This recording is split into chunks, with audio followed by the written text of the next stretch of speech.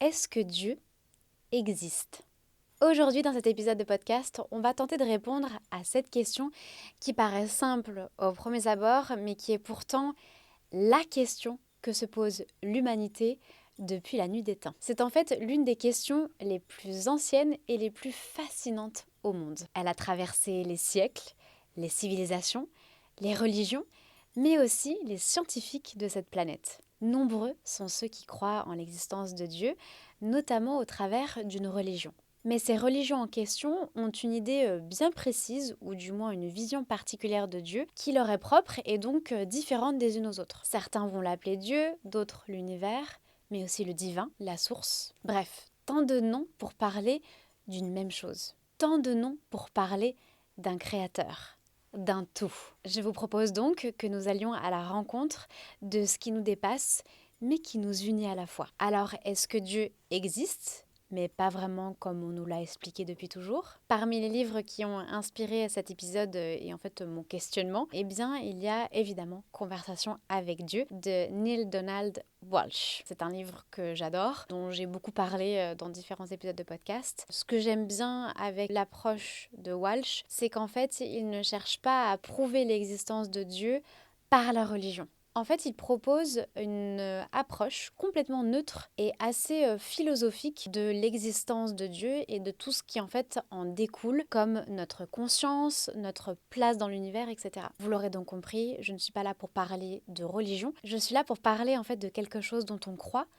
mais qu'on ne peut pas voir. Quelque chose qu'on peut ressentir, mais qu'on ne peut pas exprimer entièrement. De quelque chose de bien plus grand que nous et qui dépasse notre imagination. Que vous soyez donc athée, agnostique, croyant ou juste curieux, je vous invite vraiment à ouvrir en fait votre esprit et à mettre de côté vos certitudes. Lorsque l'on prononce en fait le mot Dieu, chacun imagine en fait quelque chose de très différent et c'est vraiment hyper intéressant. Pour certains, Dieu en fait est un vieil homme barbu, assis sur son trône quelque part dans le ciel. Tandis que d'autres vont le voir comme un juge, comme quelqu'un qui va pratiquer la punition, qui va juger tous vos faits et gestes. Certains aussi vont le voir comme un père. D'ailleurs, ce qui est très intéressant, c'est que souvent Dieu est vu comme un homme inaccessible, sauf pour certains, qu'on va appeler en fait des élus. Et puis il y en a d'autres qui voient Dieu comme le créateur de l'univers. Une énergie très puissante qui a tout conçu et dont on découle. Et dernièrement, il y a aussi les plus sceptiques qui pensent que Dieu en fait n'est qu'une invention purement humaine afin en fait de rassurer l'humain sur sa peur de la mort et pour aussi répondre aux besoins en fait qu'on a de donner un sens à la vie. Voilà, les croyances sur Dieu sont multiples. Mais ce que je trouve de plus fascinant dans tout ça, c'est quand on parle de Dieu, ou du moins qu'on prononce le mot, et bien en fait, les gens de manière collective pensent qu'on parle forcément de religion. Dieu égale religion. En fait, c'est fascinant comment sur Terre, depuis toujours, le mot Dieu est associé à une religion, peu importe laquelle. Et en fait, croire en Dieu sans religion, c'est pas du tout quelque chose de commun. C'est voire impossible. Il existe un véritable conditionnement religieux autour de Dieu. Et pourtant, il est possible de croire en Dieu sans dépendre d'un dogme. Et ça, c'est le cœur de cet épisode aujourd'hui. Bon, commençons par le commencement. Il y a beaucoup de questions auxquelles la science répond sans trop de difficultés. Les scientifiques ont expliqué il y a très longtemps l'existence de l'humanité au travers du Big Bang, etc. Mais quand on commence à poser la fameuse question de « mais qu'est-ce qu'il existait avant ça, avant le Big Bang, etc. » Et bien là, on ne sait pas. Il y a un silence qui s'installe. On ne peut pas dire ce qu'il y a eu avant le Big Bang. On va dire qu'il n'y avait rien, le néant. C'est la seule explication qu'on peut donner, scientifiquement. Mais il y a une chose qui est très intéressante, c'est que le Big Bang est un petit peu expliqué dans les livres de Walsh. Alors, pour un petit peu de contexte, c'est en 1992 que Neale Donald Walsch commence un petit peu à changer sa vie. Cette année-là, il était à un point en fait de rupture dans sa vie. Il avait tout perdu. Femme, travail, maison, tout. Une situation, comme on peut s'en douter, qui est quand même très difficile à vivre et à traverser. Il était complètement au bout du rouleau. Donc dans cette épreuve de vie qu'il traverse avec beaucoup de colère et de désespoir, eh bien en fait il décide de prendre un stylo et il se dit « je vais écrire une lettre à Dieu. J'en ai marre, là c'est plus possible, je veux des réponses, c'est pas normal ce que je traverse, je vais écrire une lettre à Dieu. » Il va donc rédiger sur une feuille une série de questions. Par exemple, il va écrire « pourquoi ma vie est-elle si difficile ? Qu'est-ce que j'ai fait pour mériter ça ?» Et là, une voix va lui répondre. Alors attention, hein, c'est pas sa voix, non, c'est une voix intérieure dans sa tête. Oui, mais pas sa voix. C'est une voix totalement différente de sa propre pensée. Attention, la différence, elle est nette et stupéfiante pour lui. Quelque chose, quelqu'un, est dans sa tête et lui parle. Il va donc se mettre à écrire ce que cette voix lui dicte. Et c'est alors que pendant des années, il va entretenir une conversation avec apparemment Dieu. 3 merveilleux livres vont découler de cet échange qui ont d'ailleurs été traduits en 37 langues et lus par des millions et des millions de personnes à travers le monde. C'est pour vous montrer l'impact de ces livres. Je vous le vends un petit peu, j'ai aucune commission sur ça. Voilà un petit peu pour le contexte. Maintenant, qu'est-ce que se disent Dieu et Walsh? Dans un de ses livres, Walsh a écrit quelque chose qui est très intriguant. Il est écrit que l'univers n'est pas une création séparée de Dieu. Il est une expression de Dieu.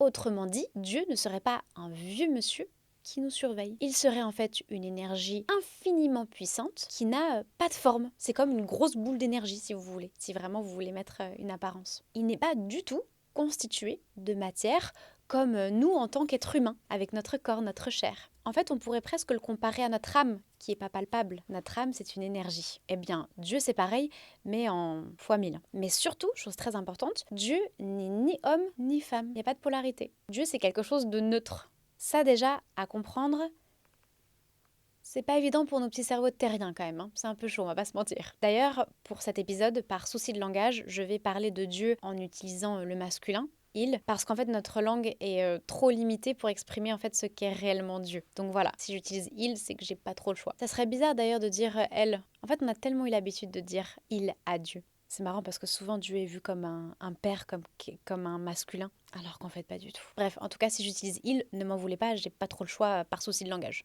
Revenons à nos moutons. Autre point que Dieu confie à Walsh, il va lui dire « Je suis tout ce qui est. Je me suis créé pour me connaître moi-même. Or, pour me connaître moi-même, j'avais besoin d'un autre. Je me suis donc divisée en milliards d'expressions, d'âmes, de formes, pour pouvoir faire l'expérience de moi-même. » Quand j'ai lu ça, j'étais en mode « Ah d'accord ma belle, il fait mumuse quoi, super, en fait on est des pions. » Génial. Dieu n'est donc pas un être séparé qui nous en fait regarde de l'extérieur, de là-haut. Il est la totalité de l'existence elle-même. Chaque arbre, chaque étoile, chaque pensée, chaque moment de douleur, de joie, etc. c'est Dieu et son expérience. Dieu expérimente à travers tout. Donc au final, on vient tous du même endroit et on est tous dans le même panier. Oui, je vous rassure, moi aussi j'ai encore du mal avec ça, vous inquiétez pas.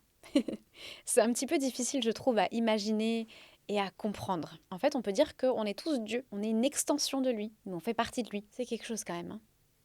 C'est deep. J'aime bien cette image qui peut-être va vous aider à comprendre si vous avez du mal à me suivre. En fait, Dieu, on peut voir ça comme un gigantesque feu, et nous, on est des petites bougies, tout plein de petites bougies qui ont été allumées grâce à ce feu. Voilà, notre flamme qui brûle, elle vient du feu principal, qui est Dieu. Je sais pas si c'est clair ce que je suis en train de dire. J'aimais bien l'image, mais je sais pas si je suis en train de la retranscrire proprement. Bon, ouais, tout ça c'est très philosophique, c'est bien beau, mais est-ce que c'est la réalité? Mais du coup, tout le bien et le mal qui se passe sur Terre, c'est normal? Dieu est vraiment aux commandes de tout ça? Parce que là, c'est un peu fort quand même, c'est violent d'entendre ça. Eh bien écoutez, voilà ce qui est dit. Je cite, « Vous ne pouvez rien faire de mal à mes yeux. Il n'y aurait donc pas de jugement, pas d'enfer, pas de purgatoire, pas de punition divine. » Ce que les gens ont tendance à oublier, c'est que l'enfer, il n'est pas dans un autre espace. L'enfer, il est sur Terre. On dit souvent « Oh, l'enfer !» C'est nous, ici. C'est sur Terre que l'enfer est. On le voit bien dans l'actualité. Donc apparemment, tout est expérience. Des choix et des conséquences, mais pas de condamnation. Walsh, après, lui a demandé quelque chose d'intéressant. Il lui dit « Mais pourquoi en fait il y a tant de souffrance ?» Et la réponse de Dieu est « Parce que vous avez oublié qui vous êtes. » Waouh! Quand on l'intègre, c'est... Il n'y aurait donc pas de bien et de mal. Ça n'existe pas. C'est une perception humaine, un jugement humain. Dans l'énergétique, on dit que tout est expérience. Et ça, c'est difficilement entendable, je vous l'accorde. Mais ne vous inquiétez pas, ça sera le sujet d'un épisode de podcast qui sortira, je pense, très bientôt. Peut-être après celui-ci. Autre chose, et qui est, je trouve, absolument transformateur, Walsh a écrit, enfin c'est Dieu qui dit, « La vie ne vous arrive pas, elle se passe à travers vous. » Ce qu'il veut dire par là, c'est qu'on est co-créateur de notre vie. Notre conscience, nos croyances, l'énergie que l'on porte, tout cela façonne notre réalité. On parle donc du pouvoir créateur, où j'ai déjà fait un épisode dessus. Je trouve que c'est une clé extrêmement précieuse, donc n'hésitez pas à écouter cet épisode parce que franchement, il est important. En tout cas, je trouve qu'il est vraiment difficile d'avoir des preuves de l'existence de Dieu, parce qu'en fait, il est à la fois partout comme nulle part. Il est dans le vent, les arbres, ton voisin de palier. Une chose est sûre, c'est que je suis convaincue qu'il existe. Simplement pas comme les religions le dépeignent. Le pouvoir qu'il nous a donné, c'est d'être créateur. Et donc de décider de ce que l'on veut, notre fameux libre arbitre. C'est pour ça en fait que c'est le bordel sur Terre. Chacun est libre de faire ce qu'il veut. Ouais, donc si tu décides de faire de la merde, bah voilà. Il y a Ambre Quadio que j'aime beaucoup qui est dans l'énergétique, etc. Et très présente sur les réseaux sociaux et j'aime beaucoup sa façon de faire. Elle dit quelque chose qui est très intéressant. Pour elle, c'est 50-50 quand vous vous incarnez sur Terre. 50% de votre libre arbitre, 50% votre âme, en termes de choix, de décision, etc. Donc pour moi, Dieu, c'est une énorme énergie qui est en nous, autour de nous, partout, mais qui est à la fois aux commandes aussi, si vous voulez. Moi, j'aime bien quand même, je suis assez attachée à cette image que c'est dans le ciel, c'est au-dessus de nous, entre guillemets, mais c'est à la fois en nous. Je pense qu'on peut partir à la rencontre de Dieu quand on part à la rencontre de soi-même. Il suffit de se mettre dans le silence, en pleine nature par exemple, et voilà, de se mettre en silence et dans l'écoute. C'est à ce moment-là qu'on peut rencontrer Dieu. Je pense qu'on peut tous avoir une conversation comme Walsh, c'est possible, juste être à l'écoute. Bon voilà, ça fait pas mal d'informations, mais je trouve que ça fait sens à mes yeux. Je sais pas ce que vous en pensez, donc vous me direz en commentaire. En tout cas, ce que je peux vous inviter à faire cette semaine, c'est quelque chose de très simple. Posez-vous la question sans chercher de réponse intellectuelle. Demandez au calme, en fermant les yeux, en mode méditation, est-ce que Dieu, tu es là? Est-ce que tu es présent ici et maintenant? Et écoutez, ressentez, voyez ce qui se passe. Dieu a confié quelque chose à Walsh qui, je trouve, fait vraiment sens aujourd'hui. Il lui dit, Dieu parle en permanence. Le problème, c'est que vous écoutez rarement. On est toujours complètement stimulé sur les réseaux, les machins. On écoute rarement. Donc, faites cet exercice chez vous. Moi, je vais essayer de le faire cet été, dehors, dans un parc ou autre. Je vais essayer de le faire, aller à sa rencontre. Et voyons ce qui se passe. On se fait ce petit challenge? Allez, deal. Un grand merci en tout cas d'avoir écouté ou regardé cet épisode. Si quelque chose vous a touché dans cet épisode, n'hésitez pas en tout cas à le partager dans l'espace commentaire en dessous de la vidéo, parce que je pense que ce type de conversation mérite vraiment d'exister dans le monde. Je vous retrouve très vite pour un nouvel épisode, et avant de vous quitter, voici la citation que j'ai choisie pour conclure ce divin épisode. Si vous changez votre façon de voir les choses que vous regardez changent. Et cette citation est de Wayne Dyer. Bonne semaine à tous. Un grand bisou d'amour.